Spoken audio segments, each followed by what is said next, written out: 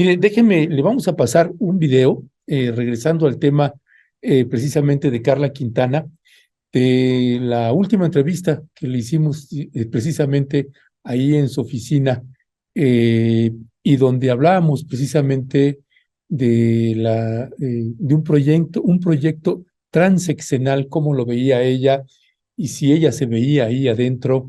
Así que vamos a ver qué fue lo que nos dijo en ese entonces Carla Quintana. Fue una entrevista que le hicimos hace 8 meses. Hace 8 meses. Vamos a escuchar a Carla Quintana. ¿No? Y sí cómo se fortalece desde lo institucional, sí con protocolos, sí con institucionalidad, ¿no? Finalmente en estos 3 años se han creado protocolos, tú sabes, mecanismos, un mecanismo extraordinario de identificación forense, se aceptó la competencia del comité, tenemos un registro que nos permite tener un acercamiento a la realidad. Entonces todas esas herramientas tienen que verse fortalecidas para que esta institución permanezca y se fortalezca en el tiempo. Como tú lo decías, no es algo que se pueda resolver en un día ni en dos. Ni en un año, ni en dos. No, y es algo que probablemente dure varios sexenios, ¿no? O sea, muy seguramente durará varios sexenios, pero en estos años lo que hemos construido junto con las familias son las bases. Y las bases tienen que ser sólidas. Ahora nos toca fortalecer el Centro Nacional de Identificación para que esto siga construyéndose. Como más también, Ernesto, y es algo que tenemos un enfoque muy particular aquí en la Comisión Nacional, creando una nueva generación de jóvenes profesionistas. Si tú caminas por aquí, te invito a caminar por la comisión, vas a ver que la mayoría del personal son personas muy jóvenes, y la gran mayoría mujeres, porque estamos convencidos que tenemos que tener una nueva generación de servidoras y servidores públicos con un enfoque distinto, con un enfoque cercano a la gente, no solo con empatía, sino también con todo el profesionalismo, y también que piensen desde otro lado, ¿no? Porque creo que algo que luego nos pasa en todas las instituciones es que así se ha hecho siempre, o es que no se puede. Y la primera instrucción que tienen los muchachos y las muchachas aquí es: no me pueden decir que no se puede. No me pueden decir que no se puede, y necesito que me digan cómo sí se puede. Y creo que eso, quienes estamos en los puestos directivos, eventualmente nos vamos a ir tarde que temprano, pero ellos son los que se tienen que quedar a tener una nueva mística y una nueva visión de lo que es el servicio público, específicamente en la búsqueda de personas desaparecidas. En estos 3 años que llevas en la Comisión Nacional de Búsqueda, encabezándola, con un equipo que se ha ido ampliando, como me señalas, ¿estarías abierta a un proyecto transeccional? Pues yo creo que eso se ve día con día. O sea, yo creo que, insisto, yo siempre he pensado en que se genera una institución, y eso es lo que nosotros tenemos que seguir construyendo. ¿Qué te cambió en la vida con este cargo?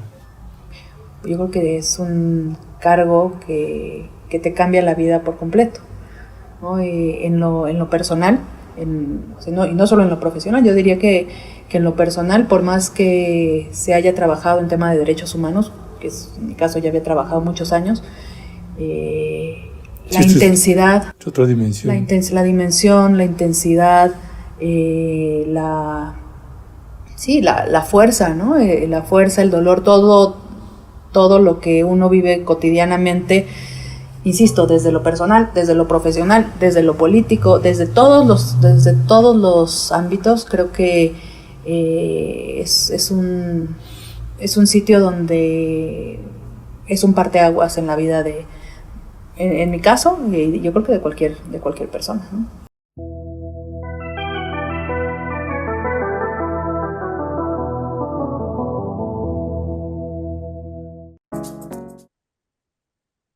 Bueno, pues esa es Carla Quintana, precisamente en esa entrevista, y bien decía ella, finalmente nosotros como titulares pues vamos a salir en algún momento, y los jóvenes, los que están ahí haciendo el trabajo, esa talacha, la gente que no se ve, pues son los que les toca tomar relevos ahí, y también responsabilizarse de un trabajo de esa naturaleza. Créame, llevar el tema de desaparecidos y que ese sea tu tema central todos los días durante años no es un asunto menor. Aún así, siempre llamó la atención esa manera de Carla también tan afable y tan positiva de llevar su trabajo. Una lástima la renuncia de Carla Quintana. Mire, vamos a abordar también ese tema, visto también desde uno de los centros de derechos humanos más importantes del país. Yo en lo personal, el trabajo del Centro de Derechos Humanos Miguel Agustín Pro, del Centro de Derechos Humanos Fray Bartolomé de las Casas, el Fray Juan de Larios, el de la Montaña, el Trachinoyan del estado de Guerrero, pues son, por decirle, algunas de las organizaciones de derechos humanos que llevan ya muchos años trabajando y que pues han demostrado en los hechos un nivel y un compromiso como pocas organizaciones, porque además es un trabajo sistemático. Usted puede escuchar incluso al presidente de la República hacer críticas a estas organizaciones, ONGs, como decimos acá en México, organizaciones no gubernamentales, pero son desde nuestro punto de vista organizaciones de derechos humanos estructurales, porque además son transeccionales. No importa quién sea el presidente de la República, si no hace su chamba, lo van a señalar y lo van a decir. Y si se han ganado el respeto de muchísimas de nosotras y de nosotros, es porque lo documentan, lo prueban con testimonios, con textos, con documentos, con investigación documental y de campo. Así que ese es el Centro de Derechos Humanos Miguel Agustín Pro Juárez, y yo le agradezco que me tome la llamada a Santiago Aguirre. Santiago Aguirre, director del Centro Miguel Agustín Pro Juárez, y que el Centro Pro también publicó un comunicado importantísimo también sobre el caso de Ayotzinapa, cómo hubo una modificación de una medida cautelar a un general, ese es el comunicado, a un general que pues se le cambiaron la medida cautelar para poder estar desde su casa, llevar el caso desde su casa, prisión domiciliaria, y es un general que incluso llevamos ese tema, ese caso también en una de las conferencias matutinas del presidente Andrés Manuel López Obrador. Santiago Aguirre, muy buenos días, bienvenido. Muy buen día, Ernesto. Muchas gracias por el espacio. Siempre un gusto poder estar en Rompeviento. Gracias, Santiago. Cuéntanos, Santiago, cuál es el fundamento legal, por qué se da una modificación de esta medida cautelar a uno de los principales, y aquí hablamos de mandos importantes, ¿no? De mandos importantes de la Secretaría de la Defensa Nacional. Sí, Ernesto, estamos realmente muy preocupados por esta situación que nos parece extremadamente irregular. Eh, la persona beneficiaria del cambio de esta medida cautelar por la cual deja la prisión preventiva y pasa a su casa es un elemento del ejército retirado con grado de general brigadier que aparece mencionado por apellido en las conversaciones de Guerreros Unidos, la organización criminal involucrada en la desaparición de los 43 estudiantes de Ayotzinapa, como uno de los puntos de contacto militar con esta organización delictiva, con el cual se presume hablaban y organizaban actividades ilegales. Costó mucho que se detuviera este general, Ernesto. La orden de aprehensión inicial se libró el año pasado, en agosto. De una manera subrepticia fue cancelada con una intervención que significó la salida del caso de quien era hasta ese momento el fiscal. Se logró que la orden de aprehensión volviera a estar vigente gracias al trabajo del subsecretario Encinas, a la insistencia de las familias, al trabajo del GIEI, que fue muy importante para esto, y el general fue detenido en julio de este año, perdón, y apenas a unas 5 semanas de estar en prisión, el general logra que le cambien la medida cautelar nosotros no peleamos con que se restrinja el uso de la prisión preventiva, Ernesto, es algo bueno para los derechos humanos, pero sí nos parece sumamente irregular cómo se decidió cambiar la medida en este caso, porque el general logró que en un fin de semana, con notificaciones hechas de madrugada y de noche, la Guardia Nacional en menos de 24 horas dictaminara que no había riesgo de fuga si él dejaba la prisión y lo hiciera valer ante el juzgado, que de forma también expedita y muy extraña decidió poner en libertad a este general, pese a que pesan sobre él acusaciones gravísimas de delincuencia organizada. La realidad, Ernesto, es que si a ti, a mí o a cualquier persona del auditorio como civiles el día de mañana nos acusan de delincuencia organizada, no íbamos a lograr que en 24 horas la Guardia Nacional en sábado operara a nuestro favor para decir que podíamos salir en libertad. Es un trato extremadamente parcial, extremadamente desigual, que se explica únicamente porque este individuo es militar y porque en el presente el ejército es un poder sin controles. Para imaginar la magnitud, Ernesto, este militar consigue en un fin de semana lo que el exprocurador Murillo no ha podido conseguir en un año de litigio. Es así de inaudito y de grave lo que ocurrió. Ya, aquí, ¿qué es lo que procede en un caso de esta naturaleza? ¿A quién le toca impugnar este cambio de medida cautelar? ¿Es todavía, se puede hacer algo respecto sobre este caso, Santiago? Se puede hacer, Ernesto, y estamos ya en vías de preparar la impugnación como representantes de los familiares. La Procuraduría, por vía del Ministerio Público, también tiene que hacer lo propio y puede ser revisado por una instancia superior. Haremos ese trabajo como siempre lo hemos hecho, pero te soy franco que ver esta operación eh, pues eso, en días inhábiles, en horas extrañas, expedita, de todo el aparato de la Guardia Nacional, francamente que deja la sensación de que nuestros esfuerzos siguen topándose con un muro de impunidad militar infranqueable.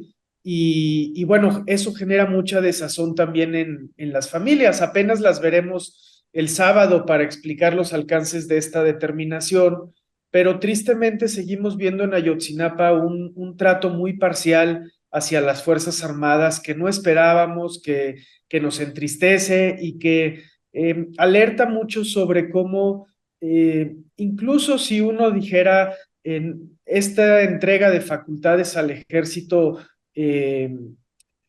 se ocurre porque no había otras alternativas. De todas maneras, hay que seguir insistiendo en que debe haber contrapesos. No se le puede dar un cheque en blanco con tantas atribuciones, con tanto poder a una institución que, como muestra este caso, tiene proclividad a incurrir en abusos, ¿verdad? Pues sí, y no solamente además en abusos, sino además, pues es precisamente la institución principal en el ocultamiento de información para el caso de la desaparición de los 43 normalistas de Ayotzinapa, como también ustedes lo han documentado muy bien conjuntamente con el Tlachinoyan y el grupo interdisciplinario de expertas y expertos independientes. Santiago Aguirre, en este marco que se da esto, pues de pronto también se presenta la renuncia de Carla Quintana, la titular de la Comisión Nacional, ex titular ahora de la Comisión Nacional de Búsqueda, y con un primer párrafo en su carta de renuncia que pues se puede uno apreciar que hay una molestia importante por parte de Carla Quintana, pero también un cuidado a una institución a la que también pues hay que cuidar, como es la Comisión Nacional de Búsqueda. ¿Cuál es la interpretación que hace el Centro Miguel Agustín Pro frente a la renuncia de Carla Quintana? Y Ernesto, nosotros hemos salido públicamente a lamentar la renuncia de la doctora Quintana. Nos parece que ella, junto con su equipo, y en muy buena medida gracias al respaldo del subsecretario Encinas, venían haciendo un trabajo importante para poner de pie a una institución que el sexenio pasado fue solamente simulación, que es la Comisión Nacional de Búsqueda de Personas Desaparecidas. Sin duda hay pendientes, los hemos señalado también, pero sí nos parece que la gestión de Carla Quintana había ayudado a visibilizar un problema y que eso había desatado la obstaculización incluso de las fiscalías. Reconociendo eso, lo que más nos preocupa en este momento, Ernesto, es hacer eco de la preocupación de varios colectivos sobre la posibilidad de que esto obedezca a un intento de hacer una revisión del Registro Nacional de Personas Desaparecidas que no sea prolija y que se enfoque más en presentar cifras más positivas con el cierre de sexenio.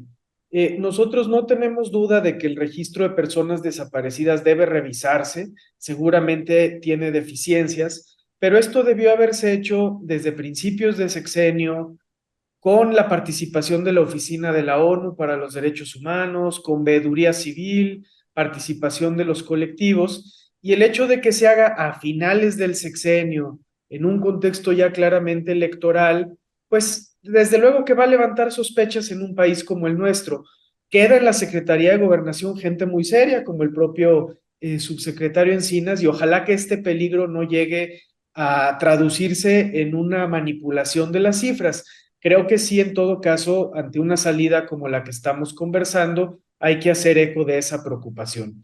Y más allá de la discusión de cifras, de la discusión de funcionarios, de qué le toca a esta administración y qué le toca a las previas, en todo caso, Ernesto, organizaciones como el Centro PRO, lo que destacamos es que la profunda tragedia de desapariciones en el país sigue presente. No han dejado de ocurrir casos. Hay temas como el Banco Nacional de Datos Forenses que están pendientes, las sentencias son muy pocas, la identificación sigue siendo exigua y los familiares de desaparecidos siguen esperando instituciones más empáticas, que les pongan al centro, donde los debates no sean qué hizo esta administración, qué hizo la pasada, quién es el titular de tal o cual institución, sino realmente el diseño de una política de Estado frente a esta problemática que sigue faltando. Y no queremos dejar de destacar que eso es lo que tendría que estar al centro y no tanto estas atribuciones de responsabilidad entre sexenios que muchas veces dejan de lado a las víctimas. Hay sin duda algunos avances en el presente, pero la realidad es que siguen ocurriendo demasiados casos diariamente, Ernesto. Lo vemos aquí en el Centro PRO. Y mientras no disminuya la cifra de incidencia, pues ningún esfuerzo institucional va a ser suficiente y vamos a seguir en deuda con todos esos familiares. Y eso es lo que hay que seguir remarcando para que la siguiente administración redoble los esfuerzos, no le reste importancia al tema y no lo vea como una cuestión de capitalización de los adversarios o de politización, sino como la tragedia humanitaria que tristemente es y que nos sigue convocando a hacer mayores esfuerzos para que cambie. Ya, muchas gracias, Santiago Aguirre, director del Centro de Derechos Humanos Miguel Agustín Pro Juárez. Déjame hacerte una última pregunta para despedirme, Santiago, y es que precisamente dices, el sábado vamos a platicar con los padres y madres de los normalistas. El sábado, pues es 26 de agosto y en un mes, en el 26 de septiembre, pues es otra vez se conmemora, es que el 9º año de la desaparición de los normalistas. ¿Cuál es en una valoración que ustedes tienen sobre el caso de Ayotzinapa, y perdón que regrese a él también, cuál es la valoración que ustedes tienen, la percepción que están teniendo por parte de los padres y madres de los normalistas a casi 9 años, que ojalá, nosotros hemos dicho aquí en otros programas, ojalá la gente pueda acompañar a los padres y madres de los normalistas que cada 26 de septiembre vienen aquí a la Ciudad de México y llevan a cabo una marcha. Este sábado van a tener una y en el 26 de septiembre viene una muy, muy importante. ¿Qué decía al respecto, Santiago? Así es, Ernesto, y nos consta el acompañamiento de Rompeviento TV desde hace 9 años, más allá de coyunturas y muy consistente siempre en darle la palabra a las víctimas y lo apreciamos. Nosotros pensamos, Ernesto, que al paso que vamos llegaremos a este 9º aniversario con una sensación de mucha frustración, porque la verdad no ha sido plenamente esclarecida, porque los obstáculos militares no se han erradicado, porque responsables de la desaparición siguen prófugos, responsables del ocultamiento como Tomás Herón han evadido la justicia y sobre todo porque no dejan de ocurrir desapariciones en el país. Ahora, dicho eso, Ernesto, que el GIEI lo precisó con ese gran trabajo que siempre hicieron de manera muy claridosa, las organizaciones podemos ver algunos avances que son relevantes, ¿no? Que haya en prisión personas que torturaron, que el subsecretario Encinas y su equipo reconozcan que la verdad histórica fue una creación y un montaje, que estén en prisión militares y el propio ex procurador de la República, personas que estuvieron muy encumbradas en la CEIDO, pero tenemos que ser muy empáticos con el dolor de las víctimas y los familiares de las personas desaparecidas no van a descansar hasta que el paradero esté plenamente resuelto. No importa cuántas detenciones haya, no importa cuántos cambios de narrativa se acrediten, cuántos reconocimientos públicos de lo que se hizo mal subsistan. Si no se avanza en el reconocimiento, en el esclarecimiento, perdón, del paradero, los familiares de personas desaparecidas van a percibir que no se ha dado con el resultado primordial. Creo que todos los que tenemos hijos o hijas entendemos esas zozobras sobre todo, ¿no? Y por eso hay que esperar que la palabra de balance de los familiares, no quisiera yo desde luego suplantarla, ellos tienen una voz única, va a ser más bien de frustración y de decepción y seguirán por eso exigiendo verdad y justicia. Todavía queda un año de sexenio, ojalá que las cosas avancen más, que se revierta la opacidad militar sobre los documentos que no han entregado, por ejemplo. Y por eso seguramente seguirán convocando a la solidaridad de la sociedad para el día de su aniversario, el 26 de septiembre, y visibilizar su dolor como lo van a hacer muchos colectivos de familiares la próxima semana, el día 30 de agosto, que se conmemora el Día Internacional de las Víctimas de las Desapariciones Forzadas en todo el mundo. Pues Santiago Aguirre, director del Centro de Derechos Humanos Miguel Agustín Pro Juárez, te agradezco muchísimo que nos hayas tomado la llamada. Lo sacamos de una reunión, le robamos unos minutos y se tiene que regresar a esa reunión. Así que Santiago, a ti y a todos quienes integran y hacen posible el Centro Miguel Agustín Pro, les mandamos un fuerte y fraterno abrazo. No, al contrario, Ernesto, los agradecidos somos nosotros, valoramos mucho Rompeviento TV y siempre nos da gusto poder estar contigo y con todo el auditorio, que sabemos que es muy nutrido además. Muchas gracias. Gracias. Gracias, Santiago Aguirre. Pues bueno, escuchó usted un balance de una organización que lleva décadas trabajando en la defensa de los derechos humanos y un seguimiento puntual a la conducta que llevan a cabo las Fuerzas Armadas. Ahora que está de moda las críticas a las ONGs, pues bueno, no olvide que esta ONG, que ahora son muy criticadas por las críticas que hace el presidente, hemos dicho una y otra vez, no se puede generalizar. Y esta organización es uno de esos ejemplos. No se puede generalizar con el Centro Miguel Agustín Pro, o con el Fraiba, o con el Tlachinoyas, el Fray Juan de Larios, Serapaz y muchas otras organizaciones, Seferino Ladrillero, y son organizaciones que ahí están al pie del cañón, no importa qué sexenio esté.